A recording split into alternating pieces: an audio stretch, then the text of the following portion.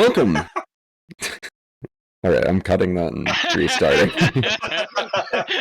You know what? Maybe we'll just leave it in.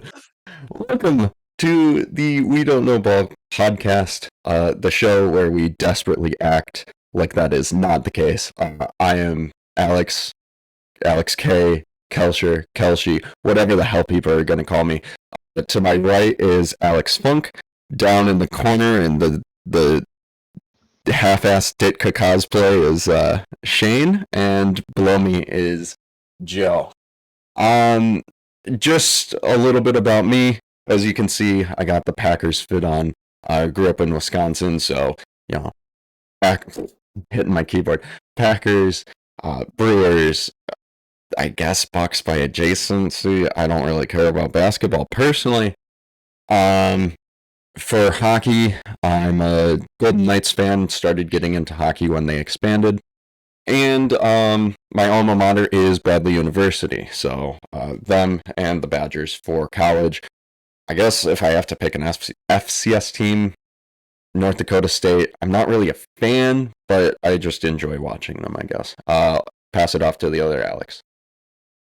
I'm wearing a Broncos jersey. I've been a Broncos fan since 2013. I was really enjoying watching Peyton Manning that entire season, and then they wound up getting their ass handed to him by the Seahawks in the Super Bowl in '48. But 2 years later, he'd come back, redeem himself, whatever. Basketball, I'm an Oklahoma City Thunder fan. I've been a Thunder fan since 2013. Harden, Westbrook, KD, all of them. I've been a fan for 12 years 12 years. now. So I've been a fan for a good minute or two. Baseball, I don't really care too much about baseball, but I'm a Padres fan. I like Fernando Tatis, great player. Soccer, I've played soccer my entire life, so that's kind of been the sport that I've really enjoyed. I'm a Brighton Hove Albion fan, for those of you that follow sport. If not, it's cool. Hockey, from Chicago. Growing up, Chicago Blackhawks had a legacy of the early 2010s, 3 Stanleys. Unbelievably fun to watch that sport when your team's actually good. College, for basketball, I really, really enjoy watching Tennessee.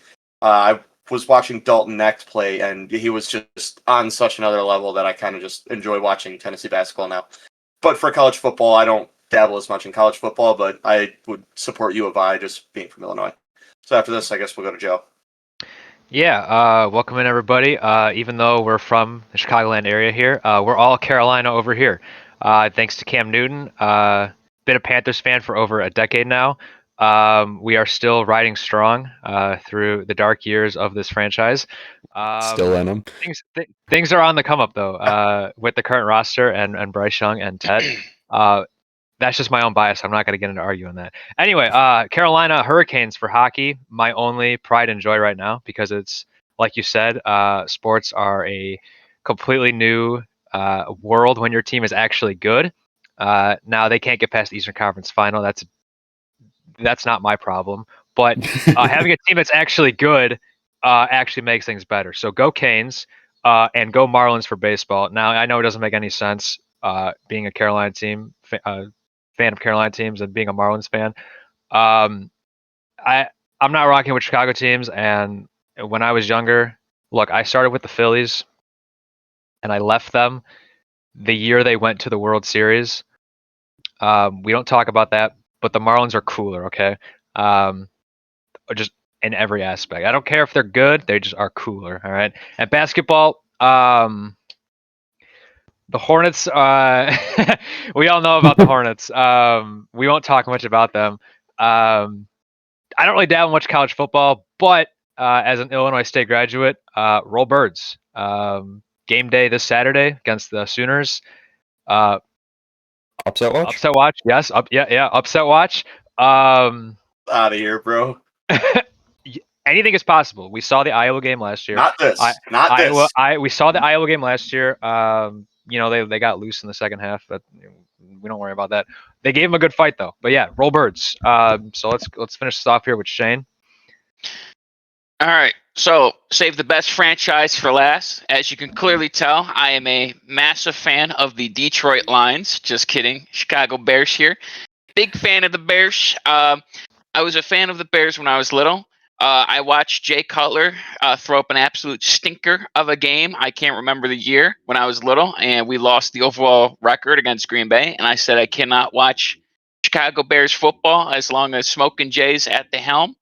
And so when he left the team and we went to Rex, or not Rex Grossman, but to what was Who his the name? He hell was bald. that? He was from Arizona. Was that Mike What was his Glennon? name? Mike Glennon. Mike Glennon.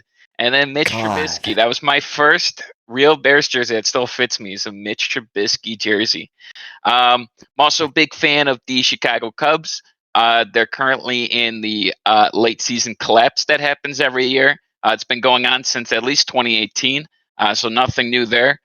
Big fan of the Hawks. I'm from the Chicagoland area, so I'm a fan of all the Chicago teams, except the White Sox. Unless the Cubs ain't doing good, then you got to throw your support that way, because God forbid the Yankees get another one. The Bulls, I'm not a big basketball fan. The Bulls won't be good for the rest of my life. They got lucky with Jordan, and that's what it will be for the next 10,000 years. For college football, for FBS, I'm a fan of Illinois. I will always be a fan of Illinois. And for FCS, like Joe over there, graduate of the Illinois State University, and we will beat the Oklahoma. We will beat Oklahoma. Roll Birds. We will beat Oklahoma. And there will be talk about moving us to the MAC. There will be talk about moving us to the MAC after that game. We will be moving to the MAC. Because you ain't ready for Illinois State on MAC Nation on a Tuesday night. When the farmers are chopping up the fields, you ain't ready for the Dust Bowl. You're not ready for the Dust Bowl on MAC Nation on Thursday night. You're not ready for it. That's a not ready conversation for it. for a future episode about Not ready if for Illinois it. State's ready for the MAC. I mean, I'd be happy to talk about it, but that's a future episode debate if Illinois State is ready for the MAC. Yeah, next year when they move to the MAC. Dinky. Birds by 30. But we're talking about today's episode. The rivalry uniforms for the NFL, specifically the NFC West and the AFC East, just dropped like 4 hours ago. 3 hours ago. Yeah, 3 hours. Something like that. 3.5 hours ago. And I mean, we might as well just dive right into that. Does anyone want to? I guess does anyone want to take over? Yeah, let me. Tweet some of this stuff out. You can find social media links in the description here of this video. Couple things. Number one, Seattle needs to go to those uniforms for their primary, right? Their current ones are outdated. They are old. I don't remember exactly when they brought them in, but it's been at least over a decade, and the new ones, they encompass everything that, like, I mean, obviously it's kind of, that was the point of rivalries, but it encompasses everything that Seattle is, with the sound waves on their shoulders, and like they're the loudest fan base the way their stadium is designed, and it's clean, it's simple, it's not overdone like their current jerseys where they have like the Seattle badge right here. I never thought that was cool. And the helmet, they had a third helmet that has that metallic iridescent green to it, and we talked about this before we started recording.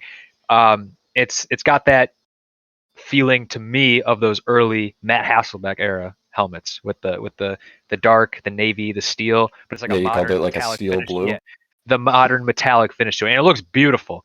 I can only imagine because they only did the white ones for Rivalries. I can only imagine what it would have looked like if they made their home jerseys in that same design. It's beautiful. It's gorgeous.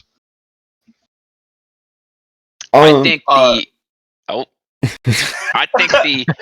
think the helmet looks good. The jersey, I'm a little bit iffy with. They just put dashed lines on there. I like their current jerseys phenomenally better, and the green ones are even better than this. I think that this jersey design is probably the worst.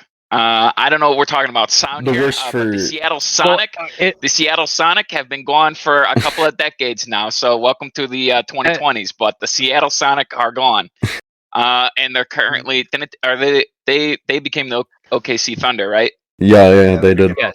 In the state of Oklahoma, where the Birds are about to win by 30. Absolutely. The point of the jersey. What?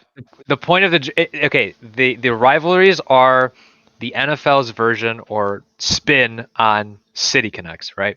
City Connect for baseball, City Edition for basketball. Yeah. These are like the NFL's version of City Connects, right? Or not necessarily City Connect, but just like a tradition to the team, right? Because the sound wave is not really a City Connect. That's not like Seattle. Well, I mean, it's designed because of the tradition that the way the stadium is built, the way the engineers design it is so when the fans cheer, I'm not a scientist, but it's supposed to be louder based on their design. And they are the loudest fan base in the NFL because of that design. So it only makes sense to add that sound wave well, they're not actually sound waves, obviously, but it's a good touch. The visualization of a sound wave. What Well, was it? You're trying to say like the visualization of the sound wave. Yeah, the visualization, and it's a good touch. Like I said, it encompasses everything, like what the Seahawks are, and the back of their helmet says like 12 is 1. Like it's when it comes down to City Connects, like what they actually mean, or like something special to the team, they nailed it. They nailed it. no, what I'm looking at right now, this tweet that I'm looking at right now encompasses it all. You know when it rains outside in the parking lot and the oil becomes like all rainbowy? Somebody's saying that's what they used as their concept design for this uniform. And they're 100% right. How does this connect to Seattle? Well, it is raining a lot in Seattle, so they probably looked on the ground and did see that. So, I mean, I was just in Seattle, and, I guess that's the good way it connects to it. Personally, my favorite of the bunch, I'm definitely between the Niners and between Buffalo. I really, really like the font of the numbers on the Niners jerseys. It's fantastic. Yeah, I think the the saloon accented font. gold I think the accented gold on the numbers just really, really hits the nail on the head there. It just looks fantastic. It delves into like what the 49ers were named after and everything with the gold rush. It just altogether looks like a really clean jersey. And then I think part of the reason that I like the Buffalo Bills jersey so much is that it's one of those jerseys that like you see a concept art of in like 8th grade and you're like, oh my god, dude, this jersey's gonna be so cool if they use it in an NFL game. But it like the white and the light blue accent with the darker outlining and everything, it just looks really, really good. Now, as for which one I don't like as much, the Dolphins jerseys, they kind of make me question like what are they doing?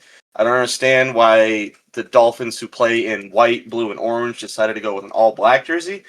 I don't know why they decided that. And the other thing is that they're playing in Miami, so like gonna be frying their asses off. That on-field temperature is gonna be like 150 degrees, dude. You're gonna have paramedics on standby for heat stroke and everything else. It's Well, I typed in our chat like when they first dropped. They're slated to wear them September 29th against the Jets at home. And now I don't know if obviously I don't live in Miami. I don't know what the weather is, but I had to look up like National Weather Service data. On average, it's like high 80s to the 90s. Now they're gonna obviously still position themselves like they always do in the shade, but running around on that field, if it's not raining and if it's just straight sun, like that was an interesting choice by whoever was in charge of scheduling those games. I don't mean to cut you off here, but I just checked, and the playing surface of the Dolphin Stadium is turf. And if you've ever played on turf versus real grass, you know that turf it's gonna be even hotter. A lot more heat. Yeah, exactly. I know. I played soccer out on a soccer field one year, and it was turf, and the rubber from my cleats was literally melting because of how hot it was outside, and I was wearing all black cleats. I can't even possibly imagine how bad it's going to be for the Dolphins wearing those jerseys on a turf field in late September, early October weather. I cannot fathom how bad that's going to be. They're also normally one of those teams that wears white at home in the summer, or I guess the early months of September, because it gets so hot. And now they're doing the opposite of that. I'm gonna nitpick, and okay, at least from the original reveals, I can't really see it in the current picture, but there was something like a Madden picture posted that I found that it's closer to like or it's technically, I guess, like a really deep navy, and I think that's the same with the Rams. Or I guess the Rams is like a midnight blue. Yeah, they're just like really dark. I think but it's like so close to black that it's like.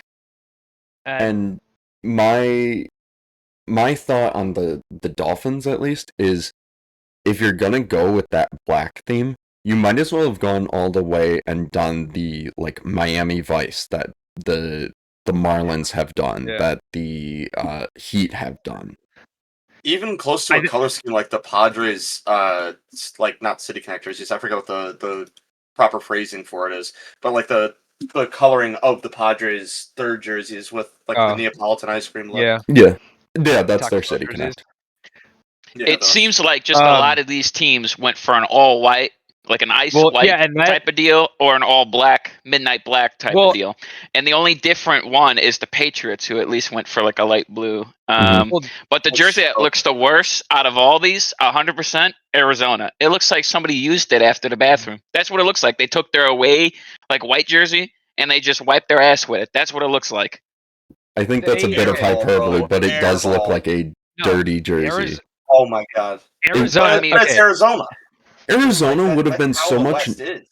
like the not leaks, but the concepts beforehand that look so much nicer because they used like a sand color. And I think that would have been like the Diamondbacks first City Connect ones with their like sand tan color. That would have been so much better. They could have like put cactuses on there or something. They did put the Arizona flag patch, but this time in the shape of Arizona, which I think is a nice touch. Yeah, I agree. The problem is, and look, I'm a sucker for black and white jerseys. I think they're kind of cool, and but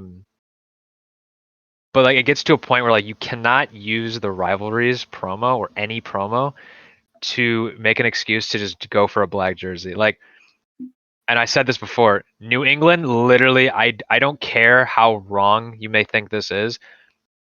They tweeted out in promo like a winter storm warning.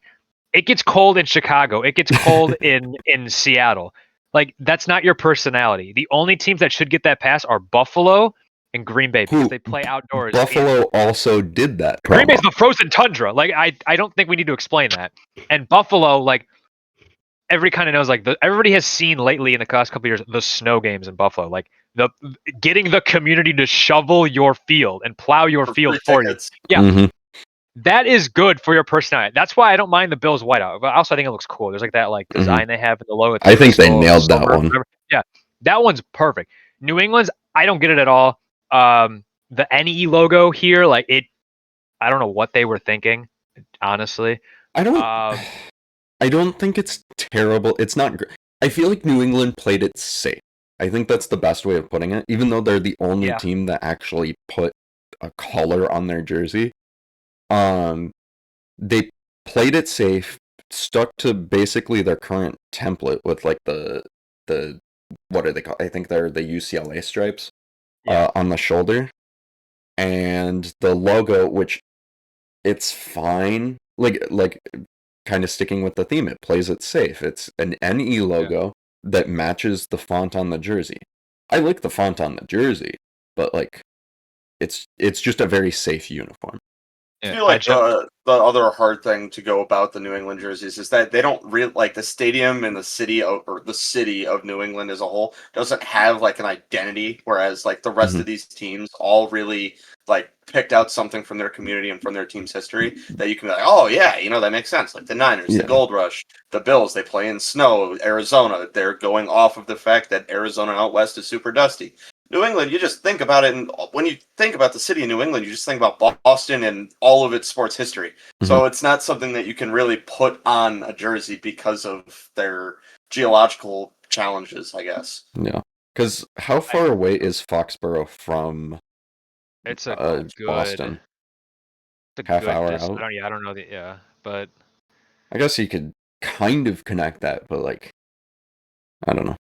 I don't know if you really want a Red Sox theme with the 30 minutes. yellow one they had. That would have been. You could 26 miles. Okay, yeah. I mean that's pretty far away from downtown. I mean I guess you could do like an Irish theme. I don't know. It's just kind of tough. I do want to kind of circle back to like the Seahawks because I think they're like the opposite ends of the spectrum. I will say a lot of the teams did play it safe. Miami is pretty similar to their primaries except black and then like a sleeve cap instead of solid. And the Niners literally they had a black color rush when they did. I as you'll find out through whenever we talk about uniforms on this show. I am very against black when it's not in your color scheme. So the Niners' first one was atrocious regardless because they had a gold helmet and no gold on the jersey or pants.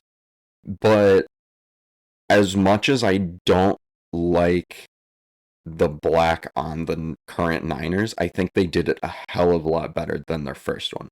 Matching the helmet, adding gold, the saloon font. Yeah. For I as noticed much that as thing I in don't gold. like it, I think they nailed every other aspect.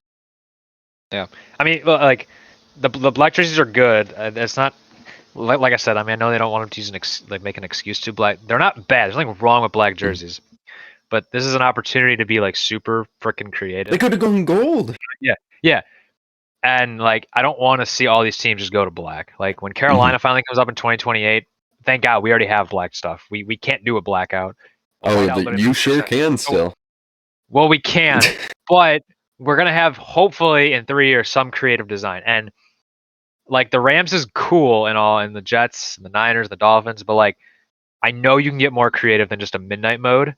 And hopefully other teams don't fall for that trap. I mean, I don't know what these creative teams are like over here. I don't know how big their brains are. Next up, I believe, is the NFC North and AFC South. I think I some of these teams already just had have. a tweet up about it. Yeah, I mean, some of these Yes, teams already have NFC black North, jerseys. AFC South. Yeah. Did you see the Jets one? What does wearing all black and calling yourself the Gotham Well, City have to do it's with a jet? I think it's black, but I think it's a really dark, like really It's like dark. an Like if you kind of a zoom in on dark it, it's like olive black. green. it's so dark green that it is. I think If at this point grandma it's black. It can't might tell just be the black. difference and we can't tell the difference, it's black. True. I nearly pull this on my phone. Like I thought there's like a tint of green, but it's Yeah, very Why are they dark. calling themselves the Gotham City? Is Well, it 'cause because they're in New they've- Jersey? Isn't they've New York done supposed to be that. Metropolis? So they've It's like done a that Gotham. before now. They've done like Gotham City. I think ever since they introduced the black uniform with the last uniform set they added in 2018, 19, I forget. But they've done the Gotham City bit for a while now. Is I'm- Newark, New Jersey, Gotham? they cook with these jerseys. I can't lie. I'm gonna be real. I am a big fan of watching the Jets in black jerseys. I think it just the team's not very frightening. They are not a scary team when you're looking at them on the schedule, but something about the Jets wearing those black jerseys with the darker green accent just really molds together well, and it makes for something enjoyable to watch on TV. Like, yes, Justin Fields is your quarterback, but hey, Garrett Wilson's your wide receiver, man. That's a fun game to watch. So did you enjoy watching the black jerseys when Zach Wilson suited up in them? I didn't watch Jets games that much at that point, but I did watch them last year. And seeing Garrett Wilson wearing the black jersey and have that like the crazy catch at the back end of the end zone, like that was such a cool moment last season for me. Oh, sorry. Okay, two things I'll give the Jets. Oh, a couple things. The Gothic font is not good, but it's fun. I'm perfectly fine with it for like one game a year. I would never want to see it on a primary, but it's fun for an alternate, kind of like the like extra saloon font for the Niners. The black helmet, I think they improved by making it white, because I'm pretty sure on their like regular black helmet it's green. It's nasty. You can't even see it. The diamond plate on the shoulder caps is questionable at best. I really don't get the reason for that. I honestly, and this this is me kind of like maybe I'm going too far, but the more I look at it, I get the same opinion I do with Seattle. I think if they used those jerseys, that jersey template, and made like, can you imagine a white Jets jersey, but instead of like the diamond stuff over here, it's like the Gotham green. I think that would look really good with the stripe. So basically, like jersey green with the white diamonds. I think that would again. I don't know what the diamonds actually mean until I actually look further into it, but I just found it. I think it's template. The shoulder panel from their tweet. The shoulder panel, New York City manhole cover inspired pattern. Okay, that's a That that's a- is that's a wild. very interesting choice. I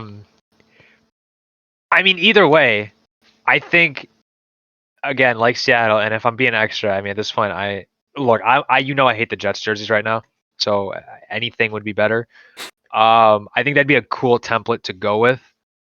I mean, For it's their next jersey. if I you mean, it's take kind of like away the diamond plate, it's basically what they had from yeah, 1998 to 2017, 18, whatever. yeah, that's what I was about to say. And that's not necessarily a bad thing. I mean, those jerseys were fine. I know they wore in one game. We went over this yesterday. They wore those one game this season, and the Mhm. biggest problem was like this shoulder part was like incomplete.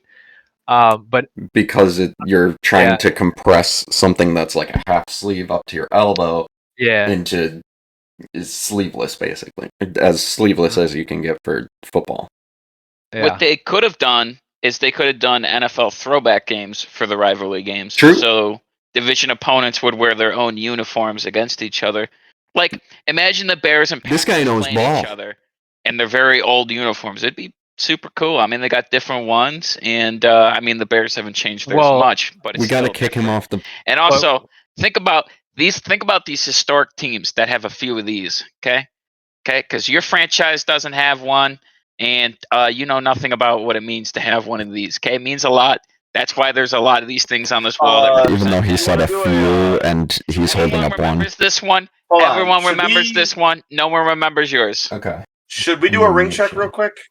Who won the most Hall of recent Fame ring? quarterback. Two Hall of Fame Who- quarterbacks. This Who won? zero Hall of Fame court. They won this Hmm. with grit and the power of friendship. Okay. You won yours belongs with back on the buying You out were- Peyton Manning. You were Best 15 and quarterback 1 of this century. You guys except were for 15 Tom and Brady. 1. Right. What power of friendship? You were the best team in the league. No, damn Power of right. That friendship. Miami team was definitely. They could have killed us. We You would have had the died. did you not have the best record that year? You were Yeah, 15 but and that 1. Miami team was going to kill us. Dan Marino So knew. what I'm hearing is that you had no faith in your own team and that you thought that Well, they were going to lose. He wasn't That's even what sounds alive. like to He me. wasn't Yeah. even alive. Yeah, that's right. Shane Right. loves to talk about things that happened before his life. One more thing I wanted to note while I'm on the Jets uniforms. Also, I guess I originally noticed this on the Seahawks like deep dive. They on their website they mentioned something about the iridescent shell being a third helmet, which that is the maximum that the NFL allows normally. But the way that they worded that makes me think that even though this can count as like basically a 4+1 rule where the rivalries don't count against your or your jersey set, you have an extra slot. It makes me think that the helmet shells still need to stay within it because I went through all the teams. As long as if the Jets keep their white throwback from last year, that means that they have 3 helmets, and that might limit what teams can do. The Dolphins have 2 now. The Patriots reused their alt white shell. The Bills already had the white Red shell. one. Like I said, the Seahawks added their 3rd shell. The Niners have a 2nd shell now. The Rams now have a 2nd shell. And the Cardinals now have a 3rd shell because they have white, black, and Black. now the kind of white patterned one. The Bills have 3, by the way. I don't know. I think you said 2. They had the red one. The Bills have that red helmet. Well, it's just the white and the red. Because the shell doesn't count for, or like swapping decals doesn't count against that. Yeah. So I'm Maybe curious if touch that on- will limit how teams can do things in the future. If they Did have to we like cut touch an on- alternate maybe, or if that limits their designs for the rivalries. What were you gonna say? Have we touched on all the jerseys, or We haven't touched on the Rams yet. I mean, Joe's a big fan of the Rams jerseys. Just let this guy go. Okay, at first when I first sent the link when they first dropped, I said the Rams won. Again, black jerseys are simple, and like you said, they played it safe. They get the job done, right? Now, I'd like to see more like personality. Not necessarily it's a bad thing. But they didn't win. I changed my opinion on that one now. They didn't. The Seahawks completely won this one. They're just they are an 11 out of 10, 12 out of 10 for the 12s. No, the Rams are good. I know black is not in their color scheme, but I think the yellow and the blue and the way they like somehow the way the horns on the helmet just like go together on that with the yellow and the black. It I don't know how people are hating on it. I think when you add in the I used to hate the new Nike design where they have like the mesh numbers. I think it actually looks good on these ones. They have zoomed in pictures on their Twitter. It honestly looks a lot Twitter. Yeah. It honestly looks a lot better than I ever thought it could have been. But I mean, again, I don't know what else you could have done for LA. I know there's a lot in LA, but like for the Rams, like City Connect wise, So I think playing it safe sorry. was probably The team best. itself doesn't connect to the city because, like, Yeah, every game against the considering Rams they've is a moved, road yeah. game for the Rams. That is also true, and considering Against the Niners is what I meant. considering they've bailed on the city before to go to St. Louis just to come back. True. So I think black playing it safe with a black midnight uniform was. I feel like at the end of the day. Oh, sorry. These jerseys, they remind me a lot of like Chargers jerseys, like older Chargers jerseys, Like the from, navy ones? when Breeze was drafted. What year was Breeze drafted? 01. Okay, like Yeah. early 2000s then, where Drew Brees was playing with them in the darker blue that they were using, and then Yeah. Phillip Rivers and Antonio Gates era as well. That's just what it's reminiscent of in me. Because For of me. the This is navy just or whatever. Yeah, the navy and then the yellow on the helmets. It just reminds me a lot of Chargers jerseys. I think, again, I wasn't going to like the black to begin with. I think if they were going for the blackout, they way overcomplicated it. Because I disagree. I don't like the like perforations that Nike's been doing on the numbers lately. I also despise the royal blue cap on the shoulder. Yeah. Yeah, I'm Just looking at it right make now. it black. Very And then weird. on top of that, they have like it's not really the perforation, but it's like those circles making it kind of look like it's seeping back into the shoulder. It's like they couldn't make up their mind or something. And I think it just would have looked better if they omitted the royal blue altogether or just kept it as like an outline, something consistent. But the biggest thing that I literally I don't know how I didn't see it to begin with. I just saw it now. Thank God that they got rid of that LA Rams name tag for this one. True. That would have ruined it. I don't think I noticed that to black. begin with. Yeah, no, it's not on there. And why that was ever the Rams jerseys are great right now. The only problem is their damn company name tag that they won't get rid of. But thank God they didn't put it on this one because again, if it was white or if it was black or hell, if it was blue or yellow for this jersey, it would look awful. It just it ruins all their jerseys. Be But like up by the shoulder up here. Yeah. right here, which is LA Ram. It looks so goofy. But they got rid of it for this one, and it's beautiful. And I think that's why that's why I like them so much. And I think I if they think the got rid shoulder of them, pads need to get scrapped. I agree. I It don't. just doesn't make any sense. If the helmets, like if the primary color on the helmets was the same color as the shoulder pads, maybe I could see it. But since it's the same color as the jerseys, it's just like I don't know. It's like going into Los Santos Customs and coming out with some weird secondary color, dude. It just doesn't make any sense. I mean, Nasty. I mean, it's not that big for me. I get it, but it's not huge. I look at the end of the day. I think every team, not necessarily deserves. I think that would make people a little bit mad. I think every team at some point is just bound to have a black set, regardless if black is in your color scheme or not. That's stupid. Off the top of my head, I don't know who actually has all black at this point, but Imagine all for Green it. Bay in all black. I think it's They're like a green. third of the league has an all black uniform.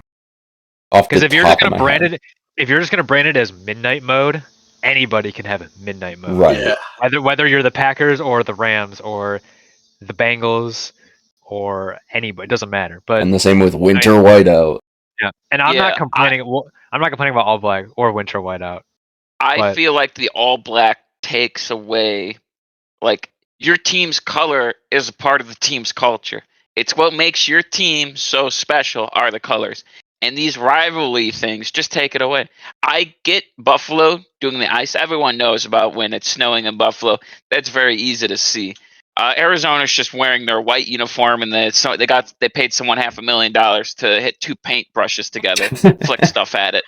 And the Patriots just they mess with the color mode and they called it a uniform. But the all black is stupid. It takes away the colors. The 49ers, they have a good font on it. I mean, they could have chosen like maybe a different red for instead of black. Like the black just throws it all off. Like it just takes it away. It reminds me of the NFL color rush, and I hate the color rush because the Bears were bad during the color rush era. And I will never forget that Danny Trevathan hit that killed Devontae Adams. It was a bad era of Chicago Bears football, and I hate color rush. So I'm gonna cut in here real quick. One of the ESPN analysts for the NBA, who's been around for a long time, Doris Burke, Yeah. however you want to say her name, has officially just been cut from sideline reporting. And I don't know if Holy anybody here plays 2K or anything. Call me but up. yeah, From what I'm seeing, that she's in 2K, she's like, oh, we're gonna send this down to Doris, and she's gonna explain the injury. yeah. She's gone. So That's why? wild. I don't even watch I NBA, don't and I know. know who she is. She was Crazy. she's pretty good at her job. A lot of people didn't like her, which, I mean, I don't really understand why. She wasn't bad at her job. There's definitely worse announcers, but there you go. I guess it just happened within the last few minutes. Breaking Yeah. news from this guy. Welcome back, Shams. Oh yeah. I It's want me. to circle back. I want to circle back to the jerseys for a second. Look, I understand colors like that Team colors. that resembles like who you are, but you can break the rules a bit with these City Connect, these rivalries. City It Connects allows would you. have been better. It allows City you to Connects would bend. have been Well, better. these are essentially City Connect. I don't think they just want to say, "Hey, here's like." So is every city united by the darkness of If the night? if every league says City Connects for promos, whatever, it's just like kind of gets redundant, I guess. Okay. But rivalries Let me- expands it more. It's more than just City Connect. It's about also your The color Letting a black. team do whatever the hell they That's want. what rivalries is about. It gives them a little more flexibility. Let me expand on the Doris Burke thing.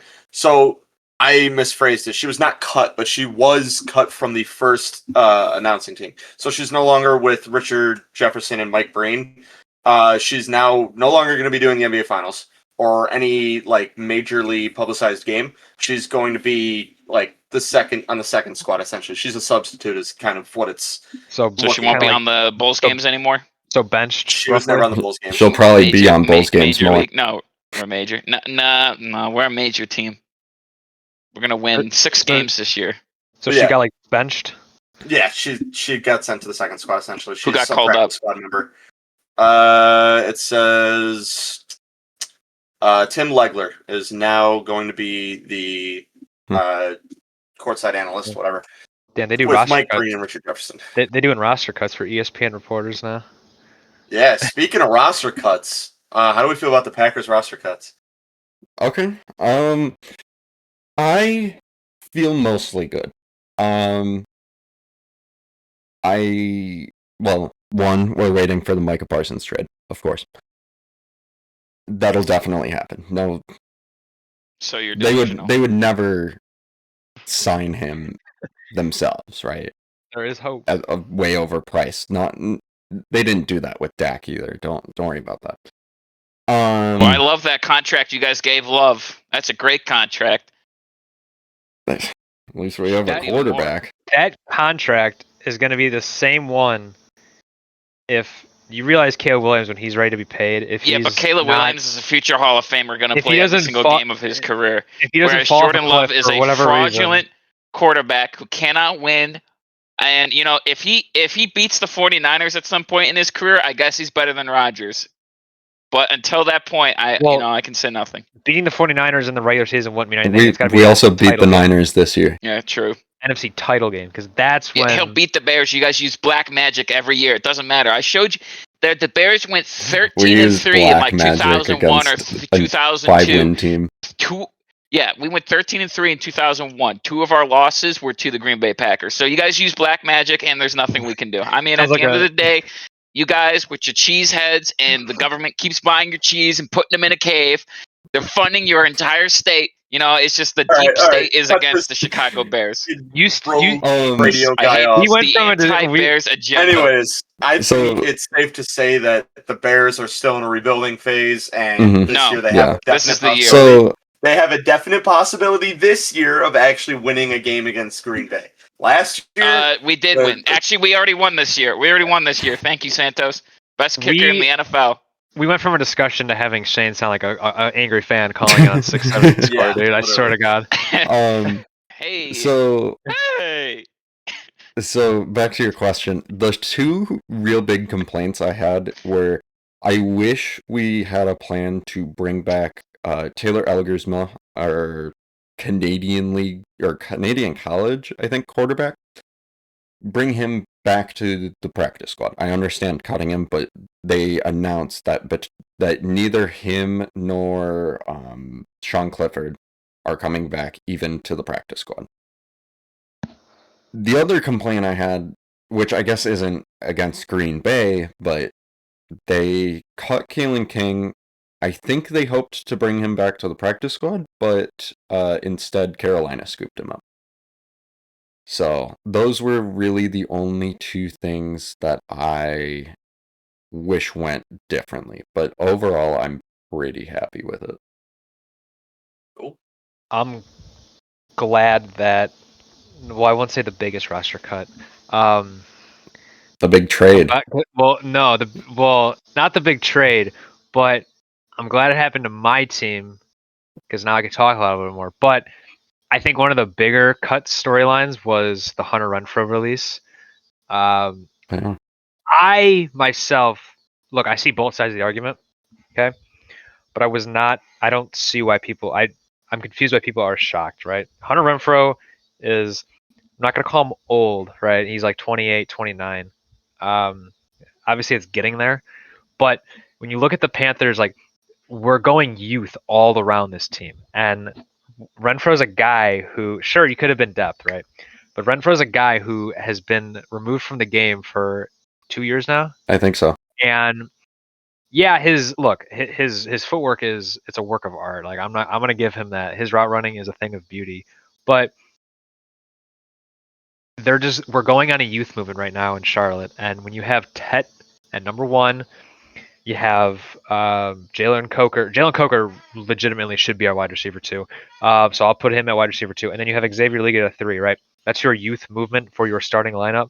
And your bench, look, somebody, and I tweeted this as well, somebody had to get the axe to prevent Jimmy Horn's roster spot from being in jeopardy.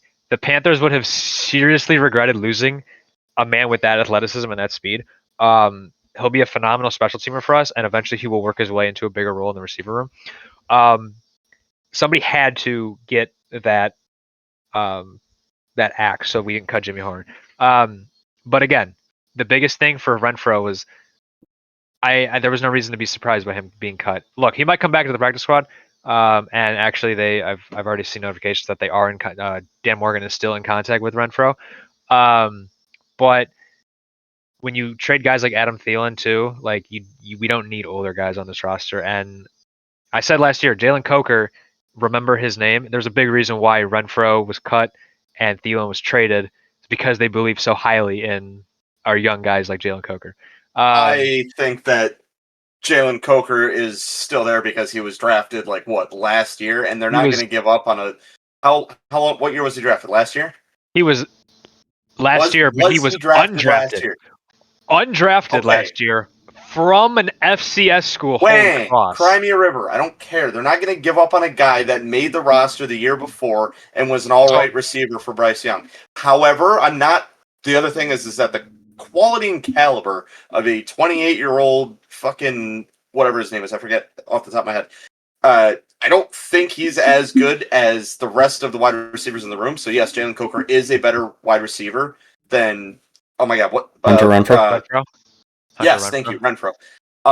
Now, Adam Thielen, I think everybody kind of understood that he was leaving. I'm pretty sure it was like it had been a week, and everybody was under the influence that he was going back to Minnesota. He wants to go back to Minnesota. Minnesota want him there. He wants to retire a Viking. The Vikings need a guy to cover while Jordan Addison's out suspended because he can't do normal things. It's really that simple. They need a guy to cover the first few weeks of the season up until Jordan Addison can get back on the field. So I will agree with some of that stuff that they do need somebody, yeah, because Jordan Addison's going to be out.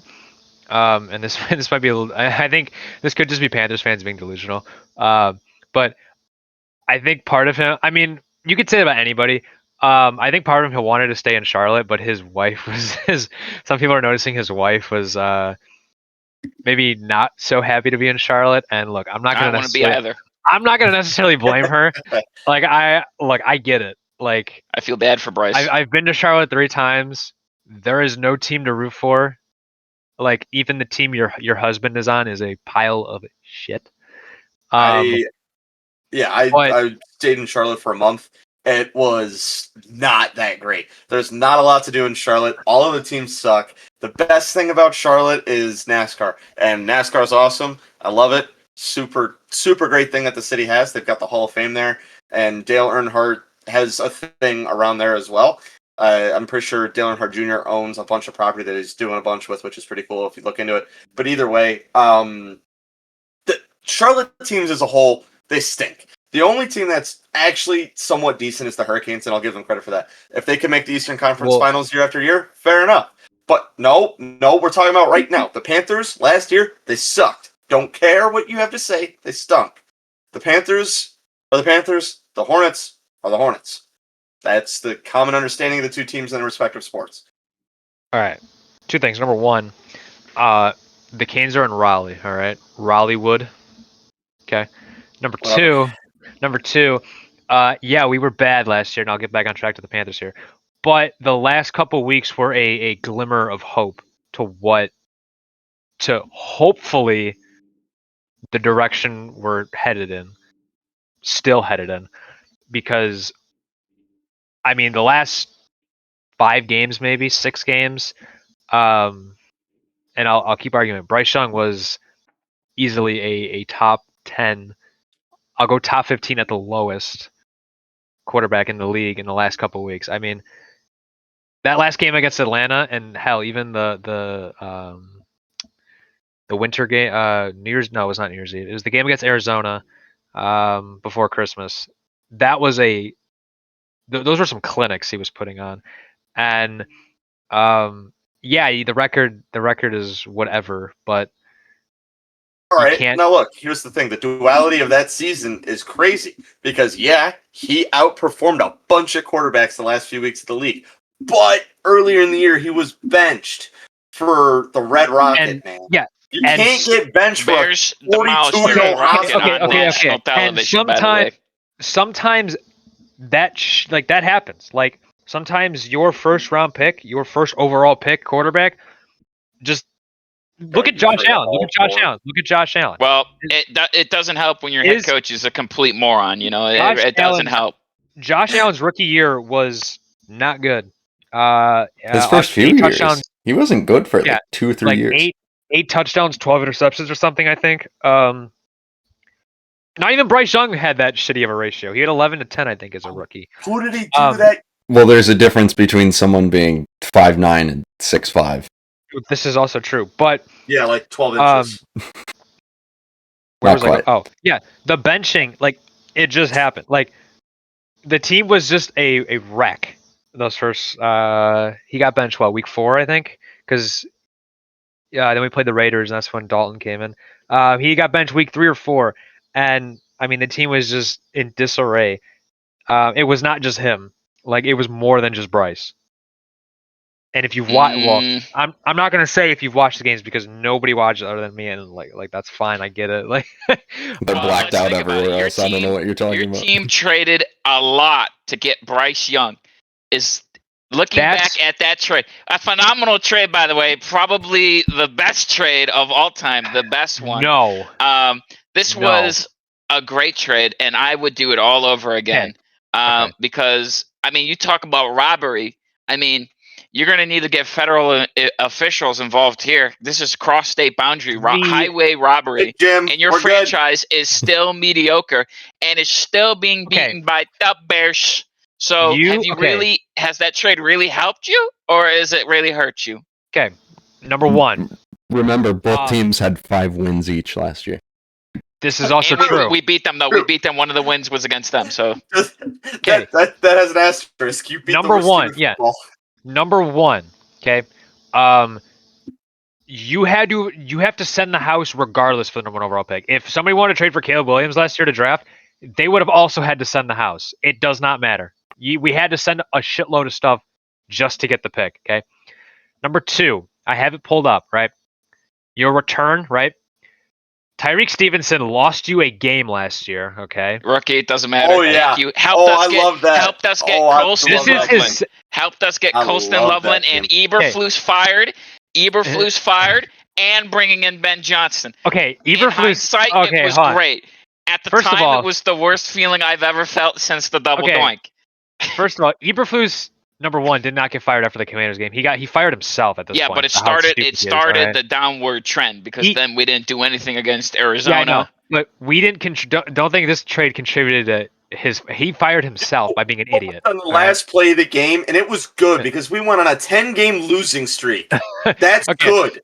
So your return was Tyreek Stevenson, the coach is fired. Okay, who lost you a game. Okay, now I'm not saying he's not inherently a bad player, but he lost you a game, a full game. Okay, and Pete Carroll decided to pass the ball at the 2-3 yard line in the Super Bowl. Russell Wilson got intercepted. So what? You got Luther Burden, who has yet to play an NFL snap. We don't know. Okay. Right now he is wide receiver 3. NFL legend. Now this could be something. He could be a home run pick, right, from the second round, or he could be just washed, right? Propaganda. And given Ryan Poles' draft history is leaning towards not so favorable for you guys. Okay. You got Caleb. Okay. Nothing else really to say there except he won the same amount of games as Bryce Young this year. You got Darnell Wright, who is a above average. Look, he has no accolades yet, right? Big yet, but an above average tackle. Okay. However, the important thing to note, Darnell Wright was also traded for the Eagles pick, right? Because the Eagles traded back. Sorry, they traded up. Was it back or up? Sorry. They traded up and they got Jalen Carter. Yes. So you got Darnell Wright, but you also traded Jalen. You also traded, technically, people don't like to talk about this, but this is technically part of the trade. You traded Jalen Carter as well for this. The same guy who hoisted the Defensive Rookie of the Year. Okay. Would we be able to pay him eventually? Probably not. Also, do defenses win championships? The Bengals, as the 2000s Bears can tell you in the modern day NFL. No, not really. The Bengals you need to protect your quarterback in the modern day NFL. We're not going to have a Joe Burrow scenario where Joe Burrow is running around on offense with him and Jamar Chase. Your point because can't have that. Joe Burrow lost the Super Bowl because he couldn't. He didn't have a defense. I think it was out of the last 15 Super Bowl winners, they've all had a top 10 defense except for one.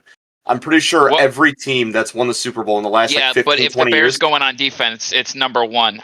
There's that stat line from the 2000 Bears where they had more touchdowns on defense than the entire Carolina offense and Miami offense. That's a 2000 Bears stat line. So when we go all in on defense, no, it's a true. I have it saved in my phone. Okay, I have it on my phone. Okay. Let me circle back to Bryce Young here. Okay, that's how elite they were. The money is not an issue when the Bengals are spending almost $1 billion on 3 players. Like, you can pay Jalen Carter when you have a quarterback on a rookie deal and the only other player that's like making a shit ton of money on your team is DJ Moore and Jalen Johnson, right? You have enough money, right? Okay, and then you also got the DJ Moore part in return. You're either getting DJ Moore, Brian Burns, or whoever else I forgot. JC Horn, I think. I'd rather shore up the offensive line. You don't want to like a Patrick Mahomes scenario in the Super Bowl where he's running around for his life getting killed. And same thing with Joe Burrow. They both lost Super Bowls because their offensive line was the worst thing God ever put on his green turf. And we cannot be in that scenario. We cannot. You saw what happened to Caleb last year. You saw what happened. Even with the Darnell Wright pick, Caleb was still getting sacked. Now, of course, you can say it's a quarterback stat line, so it was kind of partially his fault, and you are right. But we went out this season, and Paul's cooking it once again, went out and signed a bunch of offensive linemen to shore up the line, and even then, we're not fully set on, I think it's left tackle is the one we're not fully set on. And so we'll have to watch that throughout the season and see how that happens. But even then, we should have a good O-line, which should help the passing game and the run game. So I'm going to interject here. You brought up Patrick Mahomes and running for his life. And did he not win 3 Super Bowls? Didn't the one where his offensive line was dead was when Tom Brady smacked them on live television, and he was making some insane passes. Yeah, but I'm saying if I remember right, in the one Super Bowl where he didn't have a line, he got his teeth kicked in. That's what I'm saying. Now this other one was different, and there was Cooper DeJean and the Philadelphia Eagles, and the Eagles are good. They're going to win it again this year. Let me hold on. I want to jump into that here in a second. I want to jump into that kind of prediction. Wait. Let me say one thing, and then you can go. The Bears passed on Patrick Mahomes to draft Mitch Trubisky. True. That's all I have to say. True. I mean that's what our team does. If you haven't noticed, I want to jump on that Super Bowl prediction here in a second, but back to the Bryce Young for just like 10 seconds, right? Okay, obviously you have won the trade now. Okay, like you have the better return, and I'll that's fine. But you cannot call it over. I don't care how many people are going to call it over. It's not over. We won the same amount of games last year at 5. We beat you guys, 12. so we're on top. We had a higher draft pick too. You beat Andy Dalton and the worst defense. Historically, big adjective here. Historically, the worst defense that has ever been. And you guys lost against Matt Eberflus, who lost they're losing all those games that we lost in like an insane fashion. I think the odds were 1 to 3 million, and 1 in 3 million, and we still managed to do it. So, and you lost against that team. So let's reevaluate this trade after this year, and we can keep reevaluating as time goes on. But let's circle back. We circle back when the year's over. And we see again how these people did with another year under their belts. But I already know you're very high in the Bears, so clearly you guys are gonna have a better. 10-7 is the low. 10-7 is the low. 10-7 is your floor is 10-7. Absolutely. The pieces are here. What else more could you add? The cap is going to be. The cap is maxed. Okay. There's nothing more to add. You've been training for a month now. This should be honed in. You're being paid millions of dollars, and this system is not going to be honed in. Okay, week 1 is always fake in the NFL because randomness happens, and teams don't know where they are or who they are. But I feel that Ben Johnson has brought in a new system here of pain and suffering for those who don't want to get their shit together. And this is going to be a well-run offense. Or like week 5 after the break, we're gonna like turn it around. We're gonna have like that Dan Campbell. Like Cairo Santos is gonna hit a 67-yarder out of nowhere, and we're gonna end up winning the Super Bowl. Even though he can't kick anything higher than like a 56. You want anybody that's watching this to know that less than a week ago, Shane claimed that Cairo Santos couldn't hit from outside of 50, and that he had a noodle leg. This was within the last week that he said. I said that anything under 55 is guaranteed for Santos. Anything above 55 is sketchy, very sketchy. Okay. And you can see that in the stats. Thank you. Looking at, you guys have I'll put it nicely. You guys have a nasty, in a bad way, schedule. You start. Okay, I know the Minnesota game. You're probably gonna win. I mean, that's JJ McCarthy's debut in Soldier Field. Like, I'll I give don't the know Bears a why win. There. everyone is so high on the Yeah. Packers too. They almost were swept in the division last year. What did they But- do to improve from last year to this year? Matthew Golden, A remember his receiver name. that can catch the ball. Matthew Golden is going to be one guy. elite this year. One guy. They Dontavian did Wicks it. hit the jugs They machine. did it. They did it. You The guys, city is saved. you guys then play in the next couple games here. This is up to you. This is leading up to your Detroit week 5. is falling down. This is leading up to your week 5 bye, by the way. So you have to play Yeah. 13 straight weeks of football. Detroit, Dallas, Vegas. You lose Easy. to Detroit, you lose to Dallas, you beat Vegas. You go 2 Oh my and God! 2 in the Lose to bye. Did you just say we lose to Dallas? Yes. Is it in Dallas? I think it It is. doesn't matter. It's a I close can't tell. game. No, it's a nonetheless. home game. It's a home game. It's a Oh, home we game. win that easily. I mean, are Okay. you kidding me? But There's gonna you be no go to the Micah bye- Parsons at that game. We're that easy sold. Easy. You're coming to the bye 2 He's gonna and be a 2. Raider. Okay, when you come out of the bye, you're playing Washington, who Yeah, easy. No, it's a revenge beat you game. guys, We got 2 weeks to prepare for that. They're gonna be listening. You know that photo of Tom Brady with his head down when he's down 28-3 or whatever. That's Tyreek Stevenson after that Yeah. game when he goes into the bye week. Okay, that's Tyreek Stevenson. This gonna be a whooping for the ages. That's what it's gonna be. I'm This so is- glad we have this this is in- recorded so we can This is look in- back to it. If we lose, He's if gonna we look so lose, stupid. if we lose, they're winning the Super Bowl. Okay, it's that simple. If we lose, they're winning the Super Bowl because the only other team that could win the Super Bowl in the NFC is obviously the Bears. We're the only other complete team.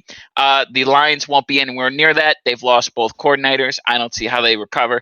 If they do recover, they've obviously done some type of ritual, and someone's been sacrificed to the football gods to make the Detroit Lions good at football. The Packers have been doing that, so we'll know they'll probably end up 10-7 again.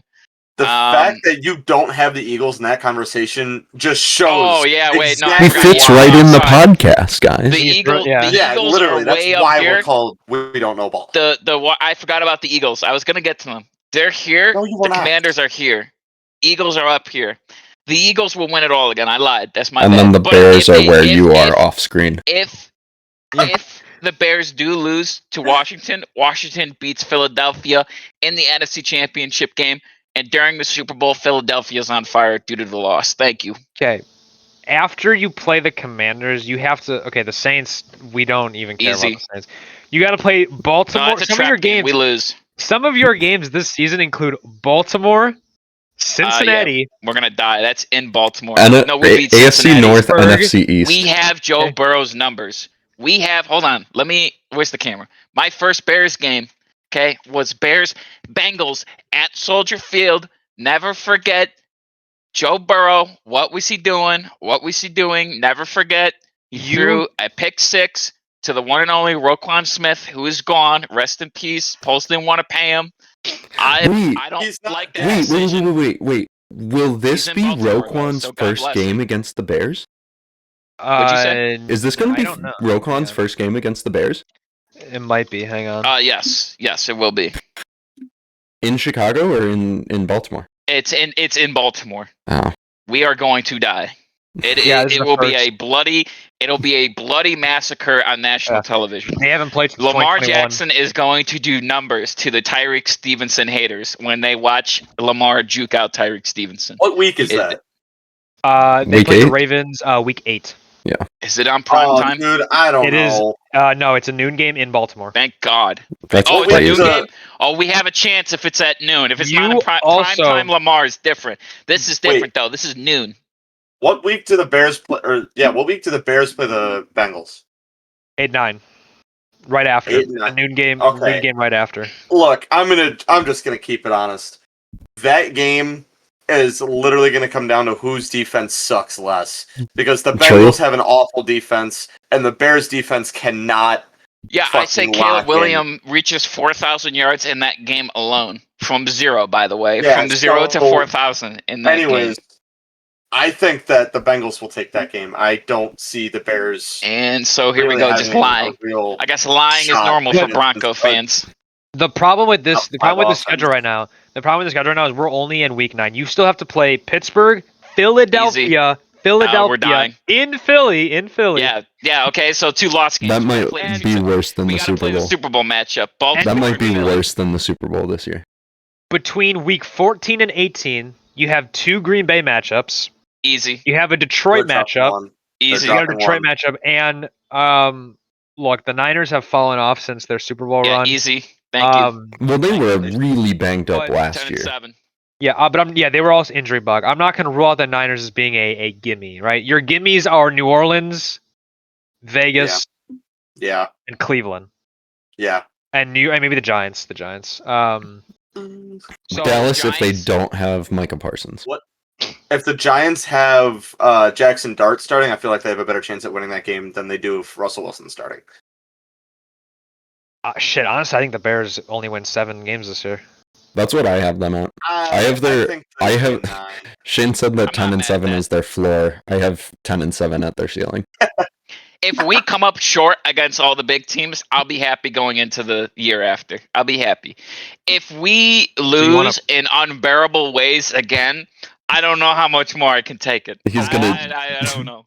He's A gonna be loss like is a Syndrome loss. on that Bears wall. He's just gonna rip it all down. Yeah, no, yeah. This Look. is coming down. By the way, if they lose in an unbearable way against Green Bay at the end of the year, it's coming down. And I swear to God, it's Another gonna be blocked like field goal. we're gonna be leading by 17 points going into the fourth quarter. We're gonna give up. Oh, just like 21 points. 2017 or 2018. Yeah. 2018. We're gonna not Fields. Williams is gonna throw up a bomb from the 5-yard line. It's gonna reach the end zone. Rome Odunze is going to catch it. Packers guy is gonna punch it out of his hand, and then one of our wide open receivers is gonna have a chance to like catch it, and it's gonna go right through his hands, and that's how we're gonna lose it on a dropped Hail Mary.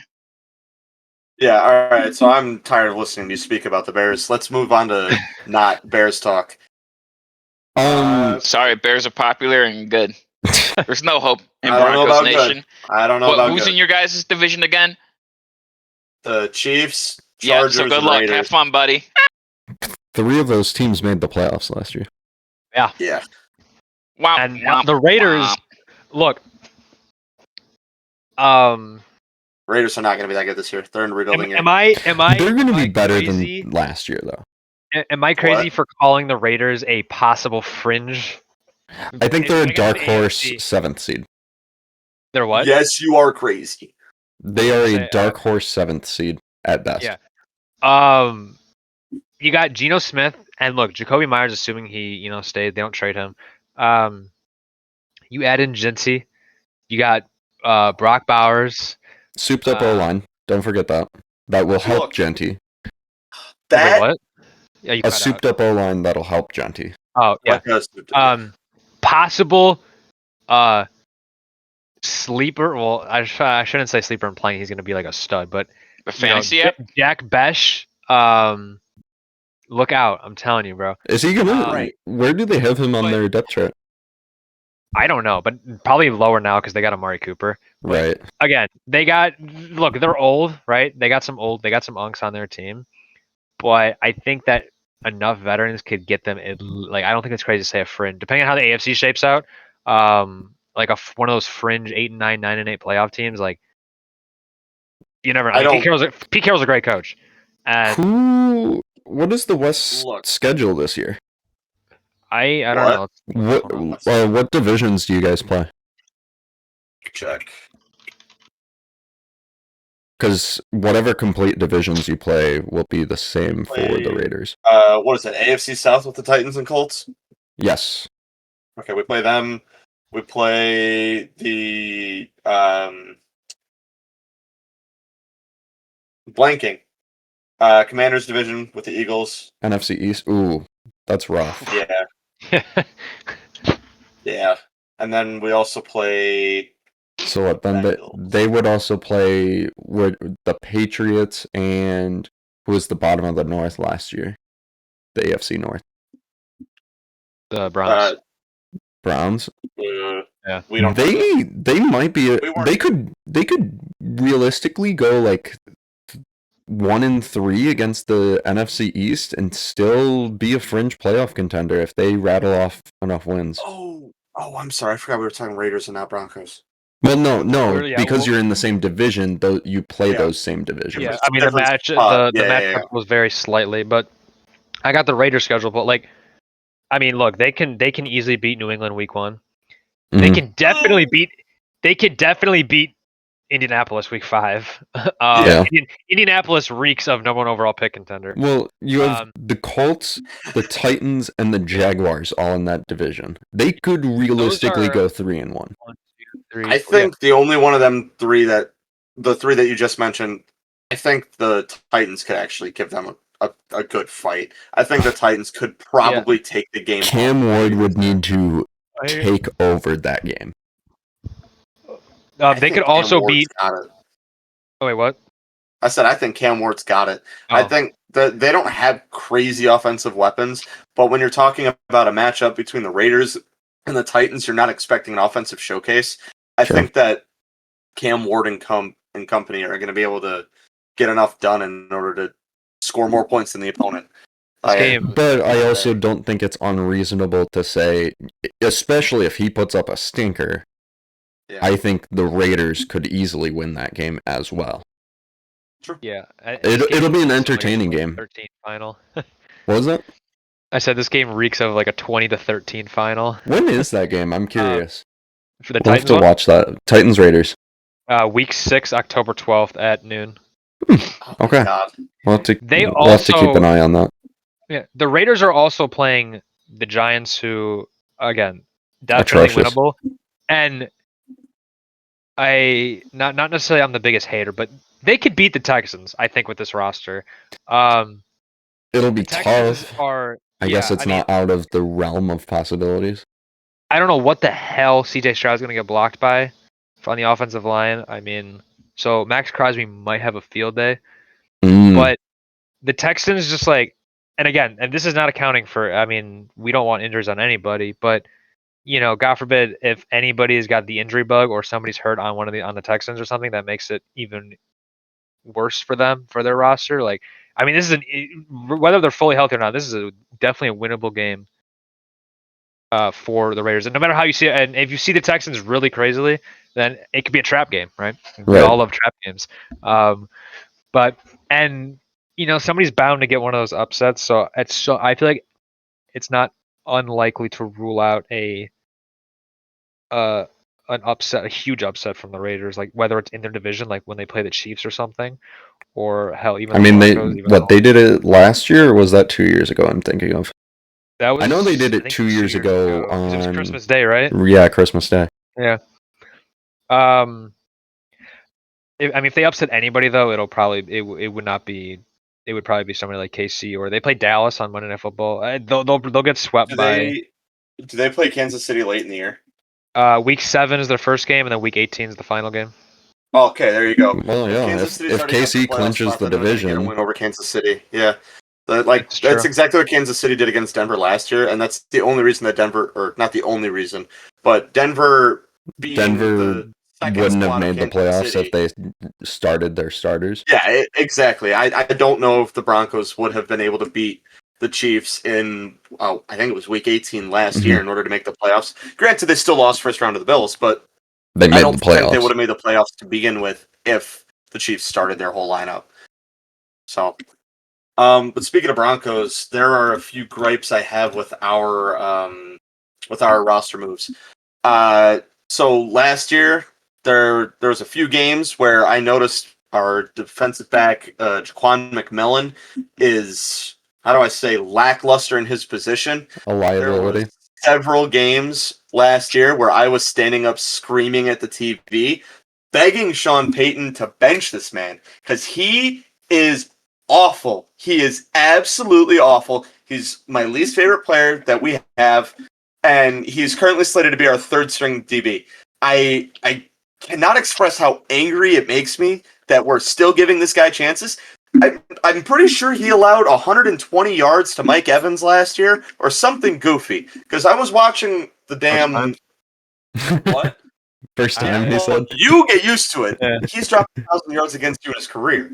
But the thing that makes me so mad is that he's so bad in coverage. His guy is always open. I remember Baker Mayfield dropping back into the pocket and looking for Jaquan McMillan and throwing it at him because he knows he can't play defense.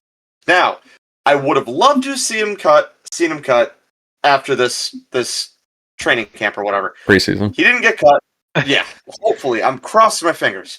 And then the other one that I don't really understand why we even drafted him, we drafted a tight end in the 7th round named Caleb Lohner. He did not start playing football until his senior year of college at Utah. He did not play in high school. He did not play in middle school. He didn't play freshman, sophomore, or junior year of college. He transferred from Baylor to Utah to play tight end for Utah, and Utah was great. Don't get me wrong. Utah had a decent season. He's not a football player, bro. He's a basketball player. I was just going to ask if he played basketball. Counterpoint to that. Great to the position. Antonio Gates. I don't know if you know this. Yeah. Antonio Gates didn't play college football at all. He was a basketball player, and he got drafted to the NFL and is now a Hall of Famer. Yeah. It's not uncommon for tight ends to play football late and transition from basketball to football. Tony Gonzalez played basketball, no? So did but did he play college football? I don't remember. Togo, yeah. I don't know how much he played at college football, but no, basketball. A lot of tight ends you'll see have played, and not even just tight ends. Julius Peppers. Julius Peppers played basketball. So did Keon Coleman. Keon Coleman was actually good enough to play for Michigan State's varsity team, which is actually pretty impressive because Michigan State, they run a very, very tight program over there, and they try to win the Natty every year. So knowing that a guy like Keon Coleman was, I think he was a starter, I'm not too sure, but he was a really good player for Michigan State while he was there.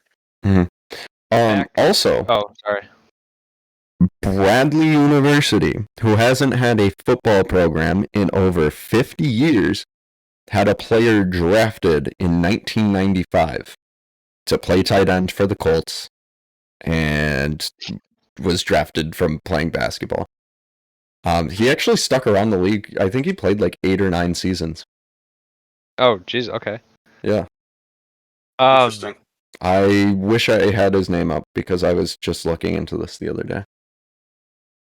Okay, I want to go back to the hatred, though, for whatever reason, the hatred toward Jaquan McMillan. Look, you can have your own viewpoint about him. I haven't. he's like dreading this conversation. So bad. You can have whatever viewpoint on him, but he may be the weak link, but he's part of. He contributed to a very, very talented defense, and not even. I'll add another very for this year. This defense is going to be insanely talented this year. Oh, for sure. I completely agree with that. With Talanoa Hufanga and Dre Greenlaw. Yeah. I forgot about that. Yeah, look, he might have had his moments, but the Denver defense was good. Like, and it's going to be really good now. Agreed. Our defense was really good, but you know how bad of a defensive back you have to be to know that a white guy is starting over you? I'm sorry. If a white guy is starting at DB over you... This is great. Hey, we had... If you know what they say? Cooper DeJean had a pick six in the Super Bowl. If you can play, they will find you. Yeah, they're going to find you, and then they're going to tell you that you can't play, and they're going to send you home, which is what they should have done a long time ago. It don't matter about race. If you can play, they will find you. And they found Riley Moss. Oh, Riley Moss that man is beautiful. He is a fantastic player. Also, I'm very happy, or looking at it now, I'm very happy with our first round pick this year, Jahdae Barron. He is going to be a utility guy in the secondary and in the linebacker squad. Where he's going to cycle in, playing some of the outside linebacker positions. He can play safety, he can play DB, he can do whatever. And he was very, very good at it when he was at Texas. So I'm excited to see him take snaps from Jaquan McMillan this year. I'm excited to see how he's going to do. I'm excited to see a guy like Jahdae Barron in our system. I'm excited. So again, I didn't watch like any Broncos football last year. Was McMillan your number 2 last year and then got shifted to 3 this year? He's the nickel Who? according to ESPN. Well, now, yeah, that would make sense why he's listed as the 3. But was he number 2 on the outside with Pat Jaquan? Surtain? Yeah, last year. Or Was he like playing week 1 and nickel week last 2. year too? I think he was week 1 and week 2, and then after that they were like, "Oh my god, this guy reeks," and then they moved him to 3 because Riley Moss. I remember I was talking to Joe about it really early in the season last year. The Broncos, between Riley Moss and Pat Surtain, were allowing freakishly low completion rates to number 1 options in opposing offenses. Like when Pat Surtain was on Mike Evans, he was getting clamped. I'm trying to think of who else we played that like early in that season, but it was really impressive what PS2 was able to put on early in that season in order to clamp down on the other team's number 1 attack. Yep. I was going to pose a question. But so if Jaquan McMillan is going to have a bigger role, right? Or not necessarily have a bigger role. If he's going to continue to, if he's going to continue to be a piece of the defense, I don't know how prominent he's going to be, but what's the honest record prediction for Denver, or what's the honest any prediction for Denver? Okay, so I'll go by AFC West because that's easier for me to gauge. I'll say where I think each team in the AFC West is going to finish, and then I'll say records after that. He's not going to completely trash the defense. The defense, other than Jaquan McMillan, from an objective standpoint, looks unbelievably good. I think at every single position we are really strong. Our defensive tackles were fantastic last year, and we went out and we re-signed them in the offseason, which is exactly what we needed to do. All that money that we were paying to Russell Wilson to play for the Steelers last year has now been alleviated, so we were finally able to allocate those funds elsewhere. Now, I didn't know you guys were a charity. Yeah, well, you guys give away wins for free, so you guys are too. Ask Joe about that. Ask Joe about that. Again, same number of wins. His team would not know a win against us in this decade and the prior one. Thank you. If you check the playoff records between the Panthers and the Bears have a losing playoff record to the Panthers. Rex Grossman ball does not count. That is fake ball. Am I crazy to say that? Yes. I don't want to say no. I can call him. I think you could call him a Cinderella.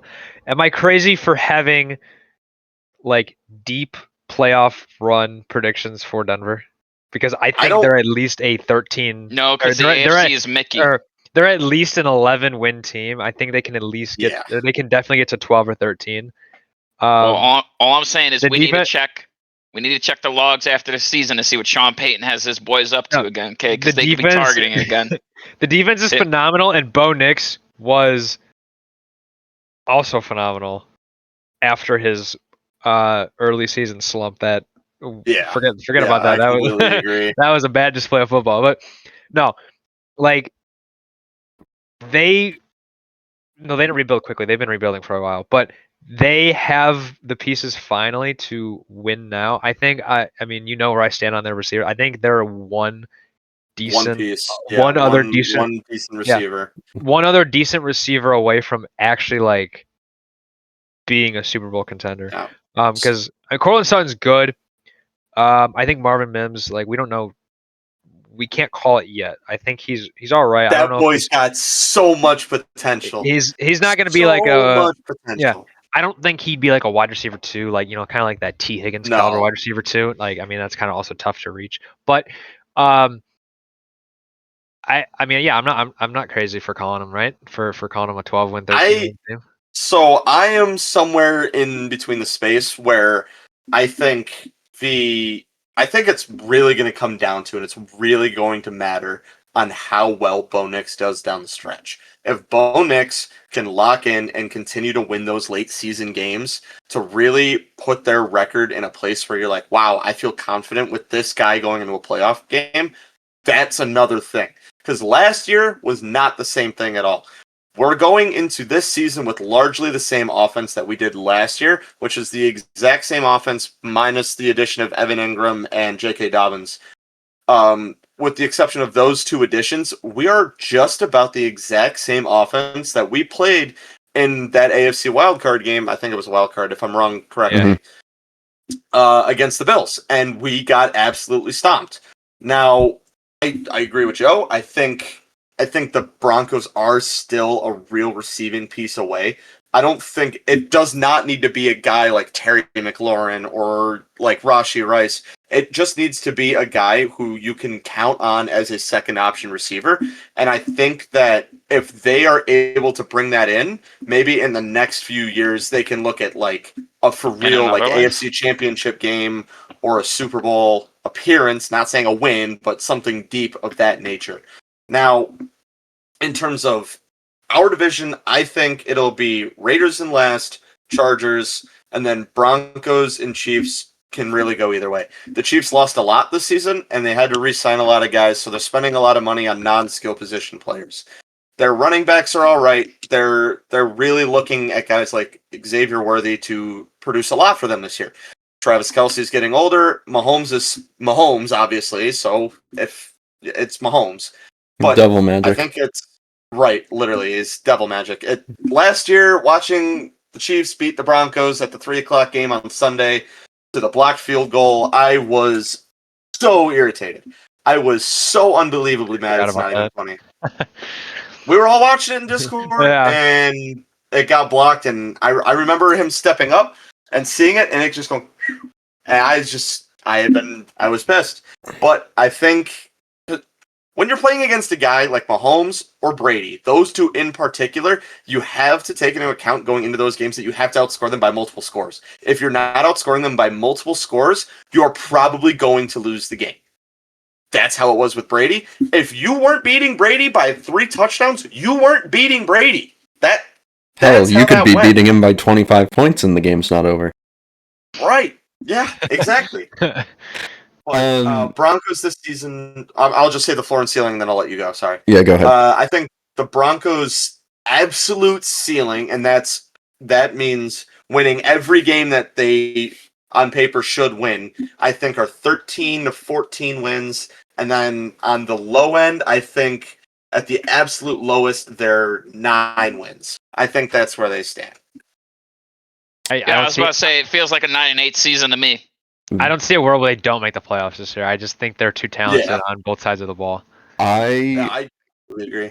I had them in that exact same range. I had 13-4 as their ceiling, 9-8 as their floor. Average in there is like 11 wins. So what Joe was saying. So I feel like everyone who's not a hater is in agreement. Or someone that actually watches ball. True. I watch ball. I watch ball. I know if Cortland Sutton is my fantasy king. Love Cortland Sutton. If he's hurt, the season's over. Did you even have him? Did you even have Cortland Sutton? Yeah, I did. I traded him. I traded Christian McCaffrey away, and I got in exchange Cortland Sutton. Yeah, I traded him Cortland Sutton and something else for CMC like the week before CMC came back, and then I flipped CMC to somebody else. Because at the time, Cortland Sutton wasn't doing anything, and I was like, oh, whatever, cool. Yeah. So, I'll just dive into my predictions, just run through them real quick. Packers, I have their ceiling at 12-5. I think they can compete for the division, but I really don't see them vying for, like, the 1 seed at all, especially with that NFC East, unless they really just cannibalize each other. If Dallas, like, somehow picks it up, then if you have 3 teams fighting for that spot, I guess. But other than that, I mean, 12-5. I mean, the last time we saw a 12-4 team get the first seed in the NFC, I think, was 2014 with when it was the Seahawks, Packers, and Cowboys all at 12-4. I have their floor at 6-11. I think a lot can go wrong at the same time. The biggest thing is, I mean, obviously the biggest thing for any team is the injury bug. Mm-hmm. As much as I like Matthew Golden, I think the other thing that can go wrong is he's just another wide receiver too that you guys have Right. collected an abundance of. Mhm. Whether it's Jaden Reed, Romeo Dobbs, him, Dontavian Wicks, like they're all just Hey, special Wicks hit teamers the or wide jugs receiver. machine this season, or this They're all offseason. special teamers or wide receiver twos. Like I think Matthew Golden is capable of being a wide receiver one, but I think that floor can be hit if. I mean, Jordan Love had quite a bit of turnovers last year. I don't remember the interception count, but I think he ended up maybe bottom half, but still in like the middle of the pack because I think it slowed down a lot as the season went on. He had a lot early. I know that much. Yeah, he got hurt. 11. So, yeah, he did right? get hurt. He had 11 in 15 games. Yeah, in Sao Paulo. 11 interceptions in 15 games. So I think that floor can be hit if Matthew Golden becomes just that wide receiver two, another damn wide receiver two, and then Jordan Love just. He's been impressing in camp though, so it'll be exciting to see. I think Matthew Golden's got a crazy amount of upside this year. I think that if the Packers, I don't know if they'll win 12 games. I don't think, for me, their ceiling's a little bit lower. For me, their ceiling's like 10 or 11 wins. I just don't see the overall efficiency from the rest of the team that I think a lot of these higher win teams have. Like, if the Bills, the Eagles, all of these guys have a team that you're looking at it on the schedule sheet and you're like, damn, I don't want to play them. Whereas when you're looking at the Packers, you're like, all right, okay, that's going to be a tough game. But what I was going to say a second ago about Matthew Golden is I think if they treat him this season how the Chargers treated Ladd McConkey last year, maybe not so much in the way that the Giants treated Neighbors, where they were throwing the ball at him 17 times a game. But I think Matthew Golden's got an immense amount of potential. And I think if they schematically come up with something that works best for Matthew Golden, they can win 10, 11 games. I think they can do that easily. But at the other end of it, I think they'll split with the Bears. They'll split with the Lions, and I think they'll beat the Vikings both times. I don't see the Vikings being very good at all. Another big thing that, and outside of maybe the addition of Josh Jacobs' last free agency, the Packers just like never get better during the offseason. Or they only sign like depth pieces. And they did it again this year. Like I'm looking at their transaction history here on ESPN. McCole Hardman, he got cut.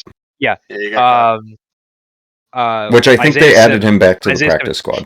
Yeah, Isaiah Simmons, he got cut.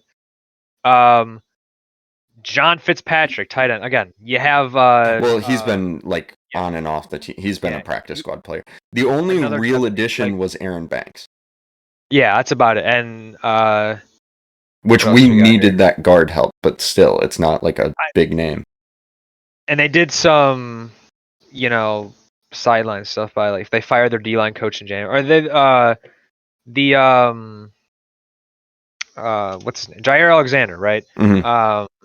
He's gone. Right. Like, but he's not even now. He's not even going to be ready for week 1.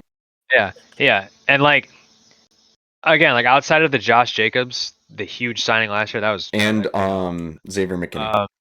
Oh yes, and those two paid off. But like they don't like hell, they need joke like I know a lot of people joke about it. They need this Micah Parsons trade. I don't know what it's going to cost, but like they're very like their roster's pretty similar. Like especially if Matthew Golden again is just a wide receiver too. Like they didn't improve like at all, and they only went 9 games last year, or they went 10. Well, 9 games, 9 and 8. Yeah. Here's an interesting stat for Micah Parsons, by the way. Look at his stats during the playoffs. They're very bad. They're horrible. Well, also the Cowboys are just atrocious in the playoffs anyway. Yeah. So has he ever been in the playoffs? Against the Packers. When the Packers run 48 on their defense, or not even on their defense, on their team because of the Darnell Savage pick 6. So 41 on their defense. Micah Parsons has 18 tackles and 1 sack in 4 playoff games. But again, it's the Cowboys in the playoffs. Yeah.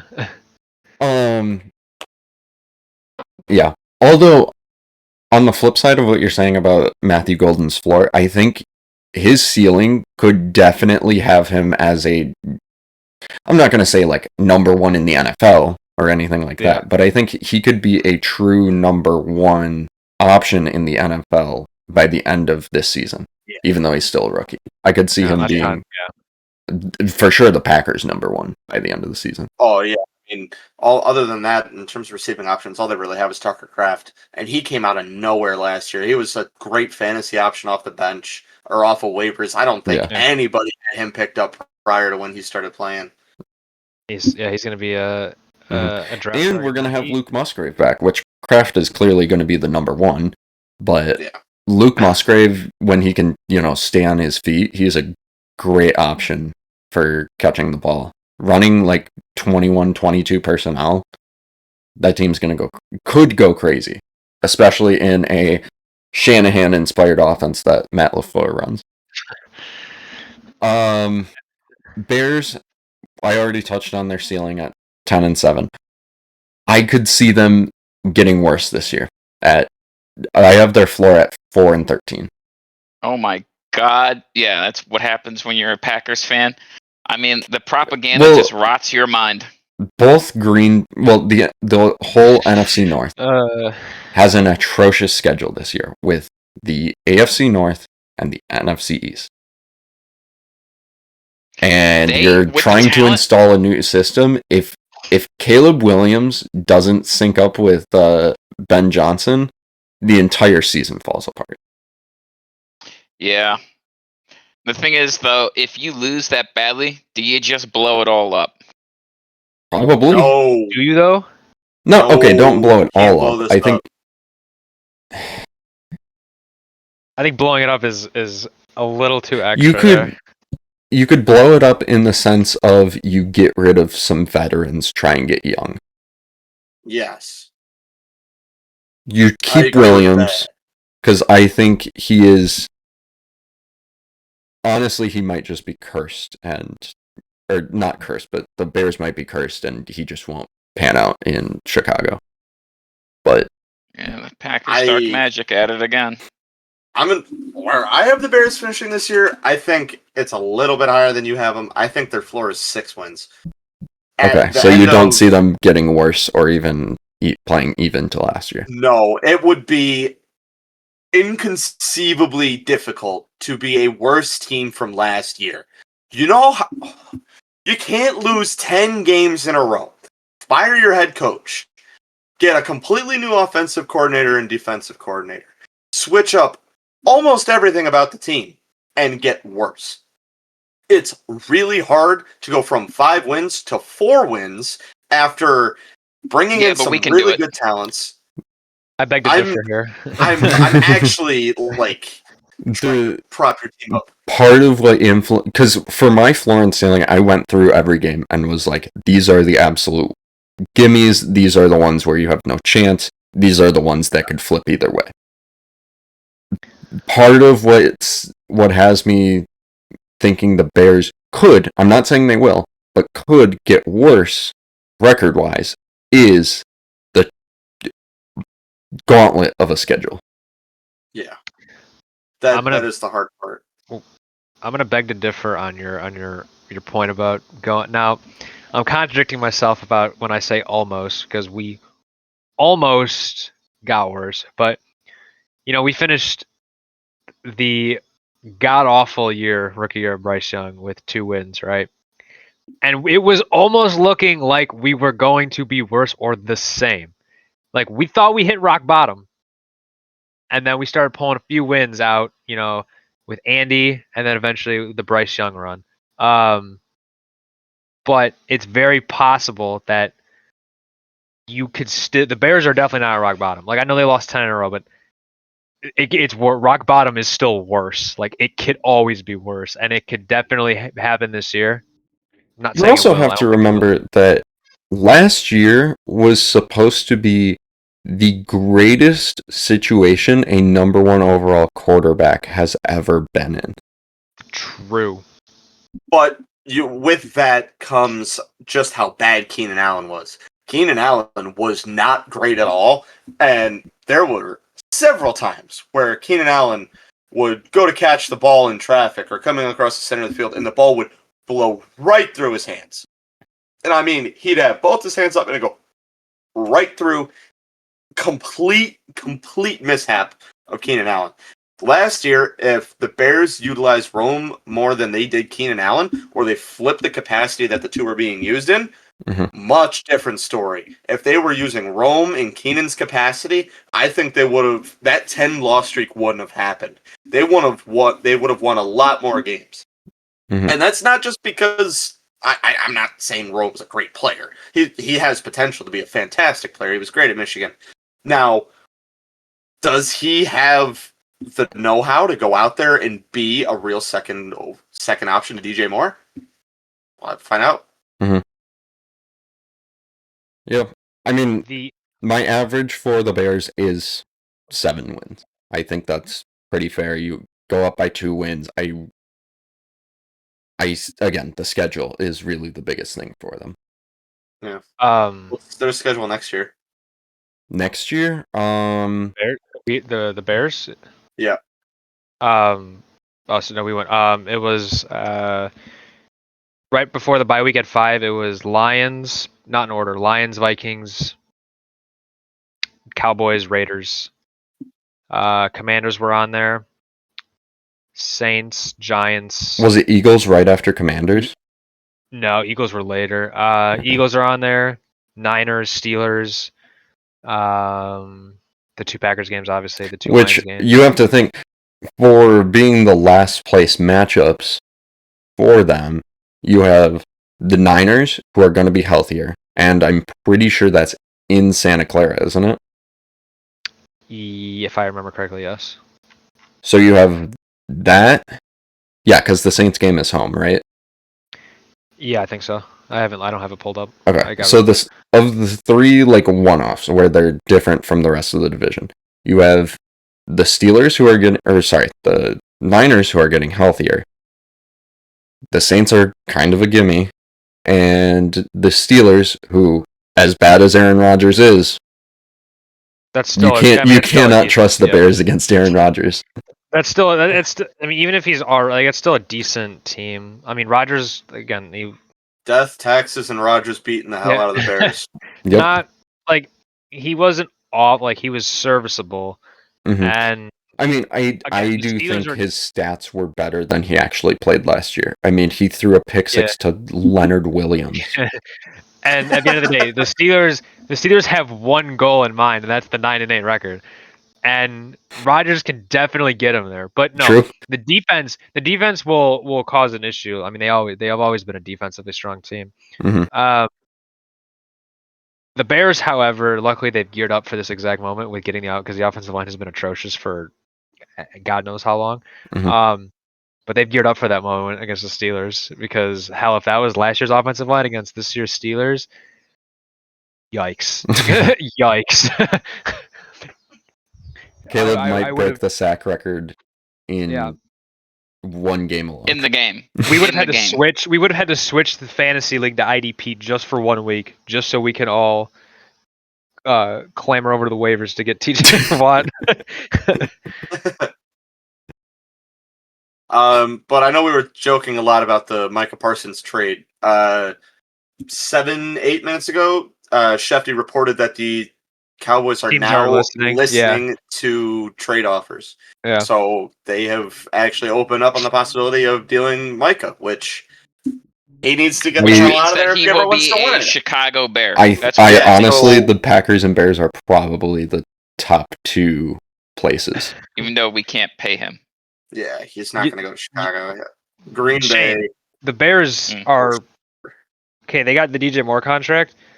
I mean, they got the offensive line they've paid throughout but this is the perk of having a rookie quarterback. You have a lot more cap space than you think. Fun fact, actually, let's pull that up right now. That's literally type it in. So the money, I understand why people are concerned about the money. The Bears sit at oh Jesus. Okay, maybe but here's the thing, maybe the Bears are worse than I thought, right? They don't even have $1 million in cap space. But Go to But Detroit. How does that extrapolate over future seasons though? Because he's still going to be paid out Oh yeah. So by somebody. 2026. Okay, over the cap puts it in red. I believe that's the negative. So they're going to be under 8 million in effective cap space for next year. Then 2027, they'll be at 40 million. So next year kind of screws them over. And yeah, I mean they're but here's the thing: we all love the good old Mickey Loomis Saints method of reworking everybody to get that cap space to come back, and that's exactly all they're pulling financial scams. That's all the Bears have to do now. Who needs to be reworked? That's a question that Ryan Poles can answer. Mm-hmm. That I wish I could, but it's definitely possible. But the problem is, I don't think it's more so the money; it's about the assets you have to trade because. Mm-hmm. Well, I was going to add to that is if you can't pay him for this year, you have to give Dallas more assets so that they keep the contract. Or they pay off the contract, I should say. I'm looking at, and I think that's where Green Bay has the edge. No pun intended. That's where they have an advantage. Is they have, as far as I know, more cap space than the Bears. Yeah, I guess I'm kind of off. From what I'm looking at, they have 23 million. Okay, yeah. So they can pay more of his contract instead of having Dallas eat it all and not have to give up as many assets. I wanted to not let the delusion come in, but to an extent, I don't think it's delusional because of our cap situation. It may not be reported, but look, Carolina was definitely interested in Trey Hendrickson before he got signed. I don't see why Micah Parsons to Carolina wouldn't be, and I'm not trying to be biased as a fan, but I don't see why we wouldn't be at least invested. Like we can trade the pick, and he's. I mean, players talk highly of other players all the time. Like I know he has his own podcast, and he talks pretty highly of Bryce Young, and I think anybody, if they went to go ask him, like, what would it be like to be on the same team? He's also been talking to Jordan Love all offseason. Well, yeah, I mean, like any player could praise anybody, and they all We've learned anything from this offseason and free agency, the players don't give a damn about the team they're playing for as long as they're getting paid. This is also true.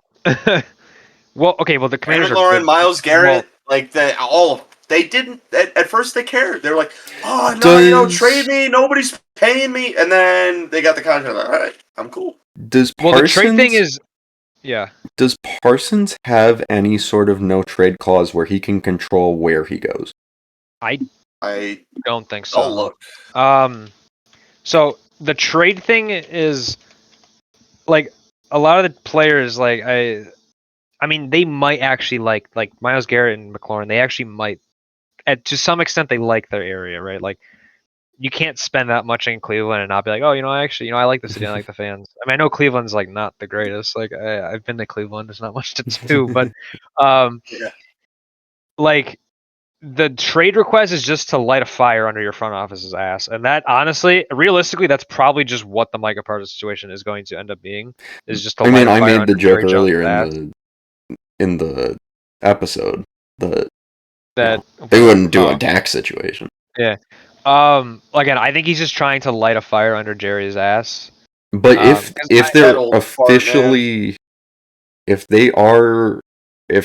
Shefty's telling the truth and they are actually listening to offers, that might be a different story. Yeah, but the Bengals, I believe, also listen to Trey Hendrickson. So yeah, I think.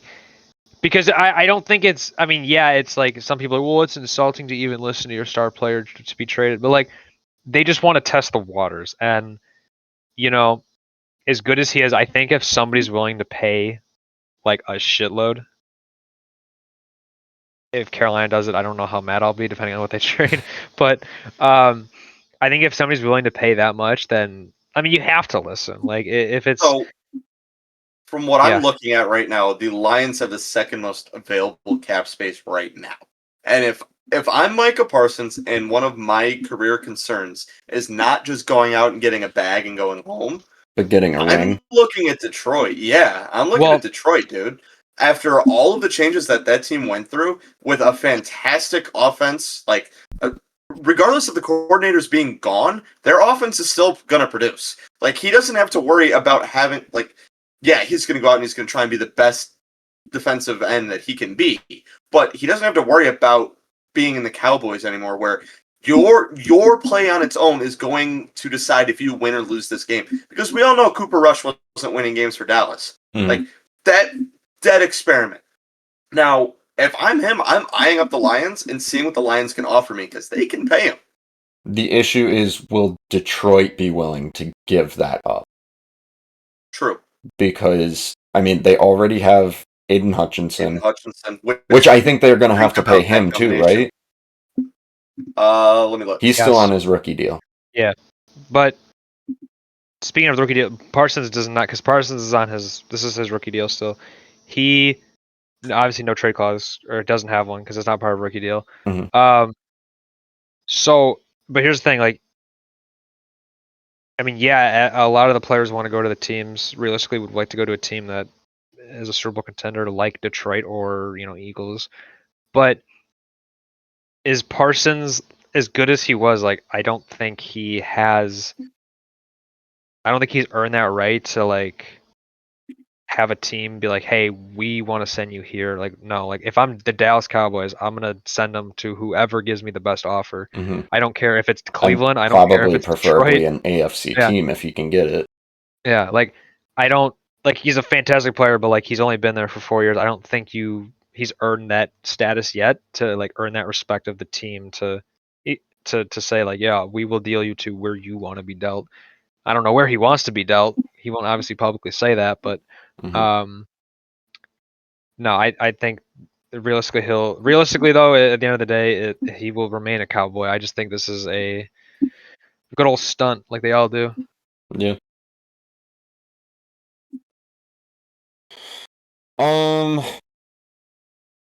Let's All see. right. I did have a couple other record predictions. The Lions I did like all of our friends. So Andrew, who's not here today because it's his birthday, probably should have said that at the top of the episode, but happy birthday, Andrew. He's a Lions fan. I had them ceiling 13-4, floor at 8-9. They could drop lower, but I really don't think the coordinators will the loss of coordinators, I should say, will decimate them that bad to drop off. What is that? 7 games? Or more than 7 games, I should say. So average, I have them at 11-6.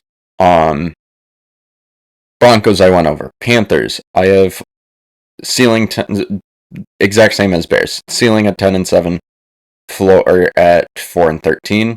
And then Bengals for Ryan, who isn't a part of the podcast, but I thought I'd just include him. Ceiling at 11-6, floor at 5-12. Especially if Joe Burrow gets injured or the defense shits the bed again this year. It's a low ceiling for them, I feel. Low ceiling? I mean, it's Yeah, I think like that Bengals. How many games did they win that Super Bowl season? I think they only won like 12. 10. They won 10? They won 10. Damn. Because the wild card they played the Raiders, Right. and they won and played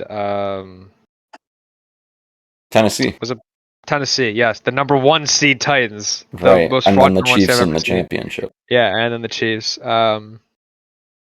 It's just so funny because their defense was amazing in those playoffs, and then Well, now besides it's one Eli Apple. well, yeah, but Well, I now think it's he played over his head even. yeah. What was the floor the ceiling? I just want to For see for the Bengals. the Bengals, I have their ceiling at 11-6. Yeah, no,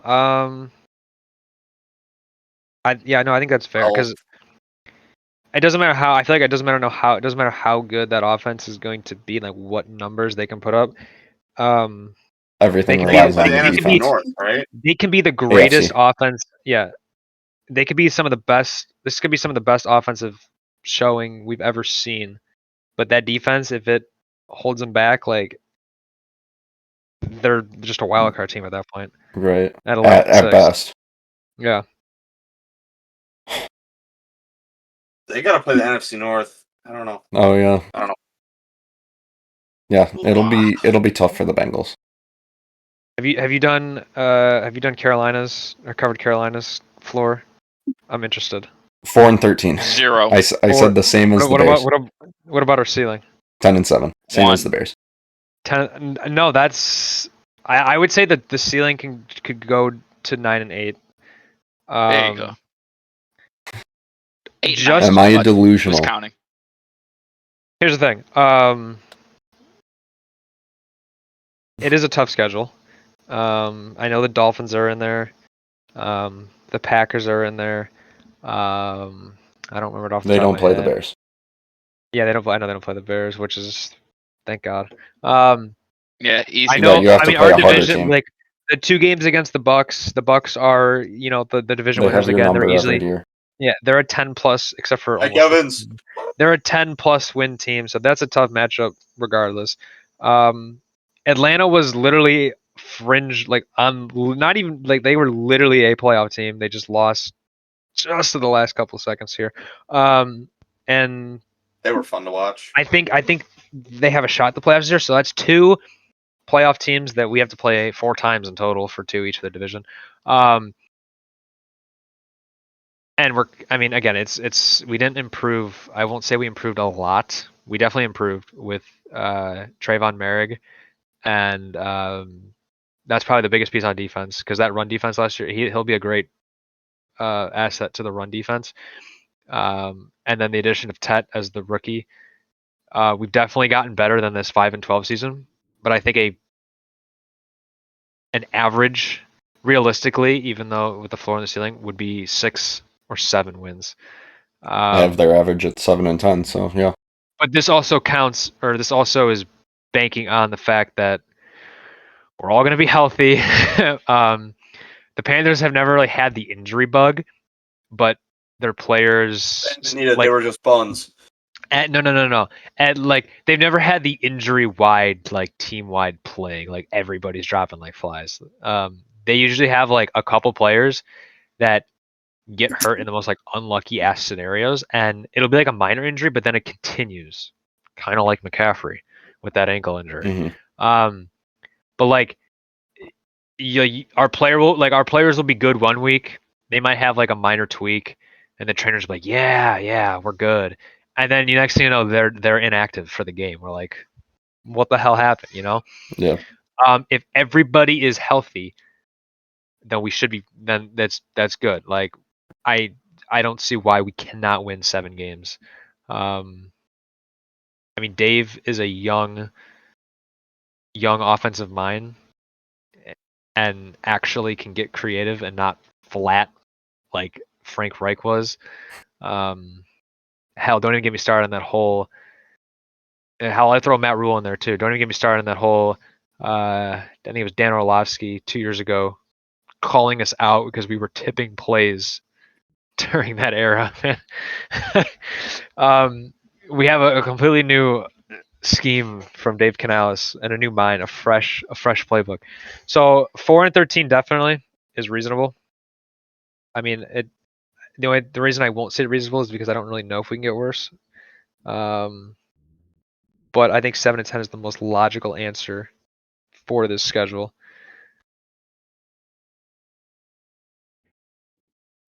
No objections to that one? I'm not delusional for that one. Yeah, no, I mean, like I said, I basically agreed with you on that. We're running a little low on time, but did anyone have any comments on like fantasy football? Our league has our draft on Sunday, so 3 days from now. Next episode could be a post-draft breakdown. That'll be huge. Yeah. That'll be a huge recap for episode 2. True. Yep, Kyle Pitts first overall to Logan. So Shane sucks, and yeah, and the defending you won fantasy? No. The defending league winner, by the way. My God. We got off a big. of one. Yeah, off 'cause of he- 0.1 point. We got a very He big rigged title- the league title last year. That's coming. why I'm commissioner now. True. Two-time champ. I got a lot Yeah, of in knowledge an in the field. 8-man league. Other Yo. than the Mickey chip last year. I'm an experienced winner in the sport. That's all I can say. All right. All right, Get out of here, bro. man. One of y'all know ball.